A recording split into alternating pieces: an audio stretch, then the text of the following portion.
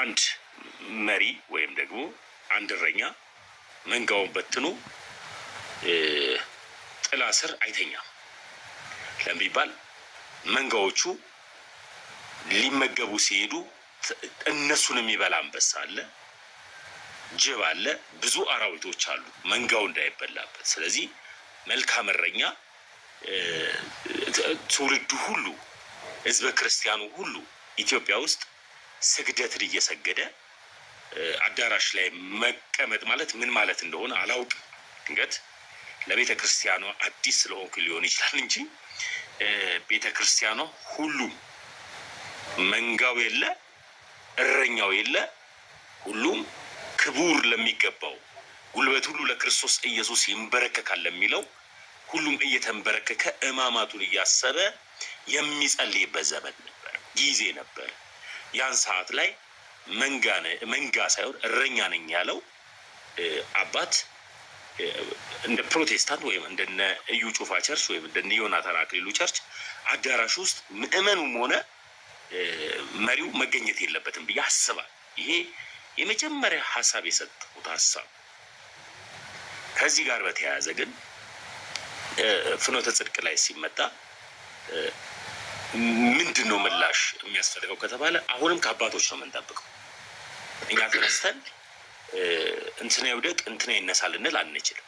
ግን ቤተ ክርስቲያንን የሚያንቋሽሽ ከሆነ ብዙ ስህተት የሆኑ ምንፍቅና አስተምህሮቶችን የሚያስተምር ከሆነ የቤተ ክርስቲያንን ነዋየ ቅዱሳት መገልገያዎችን እየተጠቀሙ እያረከሱ መዝሙሯንም ጽናጽኑንም ከበሮውንም መቋሚያውንም እያረከሱ ጃዝና ኪቦርድ እንቀላቀልበታለን ካሉ ይህንን እንቃወማለን።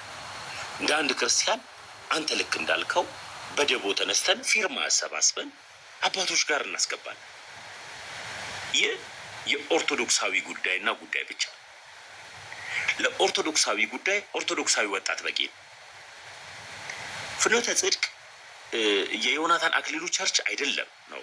ሙሉ ወንጌል አዳራሽ አይደለም ነው። መሰረተ ክርስቶስ ቸርች አይደለም። ፍኖተ ጽድቅ ማለት የቤተ ክርስቲያን ማህበር ማለት ነው። ስለዚህ እስኪ ወንድ ነው ፍኖተ ጽድቅ ላይ እንደዚህ ከደረሰ እኛ አንለቀው ምናምን የሚል ፕሮቴስታንት ካለ ሳናውቀው ፍኖተ ጽድቅ ለፕሮቴስታንት ዓላማና ግብ እየሄደ ከሆነ አናውቅም። በውስጥ ታዋቂነት እንዳልካቸው ዘነበ የተጠመቀበት የጥላውን ቸርች ከሆነ አላውቅም። ወይም ደግሞ እነ ሀኒል ያሉበት የነ ዘነበ ቸርች ይሁን አላውቅም። ፍኖተ ጽድቅ መጪው አይጠበቅብንም። ወይም ደግሞ መልካም ወጣት የሚል የሚሰራ የነ ዮናታን አክሊሉ ቸርች ይሁን አላውቅም። ፍኖተ ጽድቅ ለፍኖተ ጽድቅ የሚመለከተን ጉዳዩ የኛ ነው። የማ የኦርቶዶክሳዊ ተቋረጠ ድምጼ አለ ይሰማል። ቀይ ያበራ ነው ይሰማል አለ አለውኝ። እሺ እና ይቅርታ ካስረዘምኩት ፍኖተ ጽድቅ ማለት የቤተ ክርስቲያን ድምጽ ከሆነ ለቤተ ክርስቲያን ወጣቱ በቂ ነው አለ። አንፈልግም አጫፋሪ፣ አንፈልግም ድምጽ ሰሚ፣ አንፈልግም ያስጮልን። ይህች ቅድስት ቤተ ክርስቲያንን ገፊዎቿ ብዙ ናቸው፣ ግን አትወድቅም። ይህች ቅድስት ቤተ ክርስቲያንን ተሳዳቢዎቿ ብዙ ናቸው፣ ነገር ግን በስድብ ቅድስናዋ አይቆሽሽም። ስለዚህ ልክ እኔ ስለ እዩ ጩፋ እንደማይመለከተኝ ሁሉ እዩ ጩፋ ታገደ ሲባል አይ ጆጪሮ ለምን አልታገደም፣ ጆጪሮ እኮ ገንዘብ አባዛለሁ እኮ ብሏል ብዬ ቪዲዮ እንደማልሰራው ሁሉ ስለ ፍኖተ ጽድቅ የትኛውን ፕሮቴስታንት አይመለከተው። ሳናውቅ ግን ታድሳዊ እንቅስቃሴ እያደረገ ከሆነ ቤተ ክርስቲያን አሁን እጇን ወደ ኋላ ጥፍንግ አድርጋ የታሰረች አይደለችም። ፍኖተ ጽድቅ ሚዲያን እንዳገደች ሁሉ ይህንንም አገልግሎት እኛ በደቡ እንቃወማለን። አመሰግናለሁ ዲያቆኒ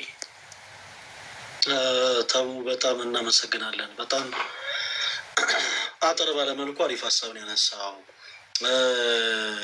ከዛ ጋር ተያይዞ እነዚህ ይሄ ፍኖተ ጽድቅ እንዲህ ቢሆን ምናምን የሚሉ ማስፈራሪያዎች እንዳሉ ሆኖ ፈለገ አትናቴዎስ ፍኖተ ጽድቅን የተቃወመው እኔ ጋር ማነስ ሲቪል ኮኔክሽን እያለ ስለው